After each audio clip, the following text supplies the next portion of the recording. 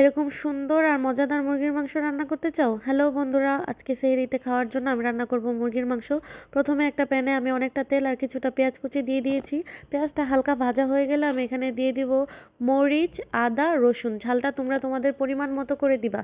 তারপর একটু কষানো হয়ে গেলে দিয়ে দিব লবণ আর হলুদ। ভালো মতো কষানো হয়ে গেলে এখানে দিয়ে দিব আগে থেকে পরিষ্কার করে রাখা মাংসটা দিয়ে আমি অনেকটা নাড়াচাড়া করে ভালো করে মিক্স করে ঢাকনা দিয়ে ঢেকে দিব। এখানে আমি এক্সট্রা কোনো পানি ব্যবহার করব না, মাংসের থেকে যে পানিটা বের হবে সেটা দিয়েই আমি ভালো মতো কষিয়ে নিব। সুন্দর করে কষিয়ে নিব, 2 থেকে 3 বার আমি এটাকে ঢাকনা চাপা দিয়ে দিয়ে কষিয়ে নিয়েছি। সুন্দর মতো কষানো হয়ে গেলে আমি এখানে দিয়ে দিব আলুটা দিয়েও আমি আবারও নাড়াচাড়া করে সুন্দর মতো কষিয়ে নিব। তত সময় অবধি কষাতে হবে যত সময় পর্যন্ত না এটা লেগে লেগে যাচ্ছে। সুন্দর মতো কষানো হয়ে গেলে আমি এখানে দিয়ে দিব পানি। পানি দিয়ে আমি এটাকে ভালো করে ঢাকনা দিয়ে ঢেকে দিব। বলক উঠে গেলে আমি এখানে দিয়ে দিব গরম মশলা। গরম মশলা দেওয়ার পরে জাস্ট দেখো তোমরা, এত সুন্দর লাগতেছিল তরকারিটা, খেতেও খুবই মজা হয়েছিল।